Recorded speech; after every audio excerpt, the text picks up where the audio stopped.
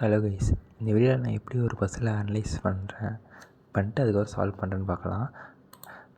Actually நான் ஒரு பஸ்ஸில் பார்த்தோன்னே அதை சால்வ் பண்ண முடியுமா, ஆக்சுவலி எனக்கு அந்த டெஸ்டினேஷன் பஸ்ஸில்ஸ் அதுக்கப்புறம் அந்தமாரி இருந்தால் நான் ஃபஸ்ட் சால்வ் பண்ணுவேன். ஏன்னா அது ஈஸியாக ஃபஸ்ட் எழுதிடலாம். அதுக்கப்புறம் பார்ன் டேட் அது அந்த இயர் பேஸ்டு பஸ்ஸில் இருந்தாலும் ஃபஸ்ட் சால்வ் பண்ணுவேன். சப்போஸ் நான் ஒரு பஸ்ஸில் சால்வ் பண்ணுறேன்னா அது ஃபஸ்ட்டு டைரக்ட் க்ளூஸ் ஏதோ இருக்கான்னு தான் பார்ப்பேன். டைரக்ட் க்ளூஸ்னால் இப்போ சப்போஸ் வர முடியுது. சப்போஸ் டைரக்ட் க்ளூஸ்னால் இப்போ J is born on 2nd June அந்தமாரி டைரெக்டாக ஏதோ க்ளூ இருக்கணும். அந்தமாரி இதை எடுத்து ஃபஸ்ட்டு போடுவேன். அப்போ தான் பாசிபிலிட்டிஸ் குறையும். 2nd July அந்தமாரி இதை எடுத்து பார்ப்பேன்.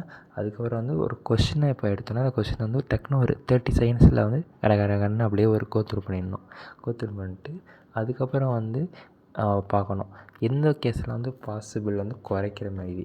இதில் சிலது ஃபஸ்ட்டு அப்படியே ஸ்டார்டிங்லேருந்து நம்ம சால்வ் பண்ணிட்டு போகலாம். சிலது நடுவில் இங்கே நடுவில் ஏதோ கொடுத்துருப்பாங்க. கொஷினை டக்குன்னு ஒரு 30 செகண்டில் கோத்ரூ பண்ணிட்டு அதுக்கப்புறம் நீங்கள் சால்வ் பண்ணால் உங்கள் டைம் சேவ் ஆகும். அதுக்கப்புறம் உங்களுக்கு பாசிபிலிட்டிஸ் குறைக்கலாம். இப்படி தான் நான் ஒரு பிஓ லெவலில் எந்த ப்ரிலிம்ஸ் லெவலில் அப்ளை ஸ்ட்ராட்டஜியை ஃபாலோ பண்ணுவேன். இதே சப்போஸ் இப்போ நம்ம மெயின்ஸ் போனோன்னா மெயின்ஸ் இந்த இதெல்லாம் நம்மளுக்கு செட்டே ஆகாது. அதாவது க்ளூஸ் எடுத்து எழுதி தான் ஆகணும்.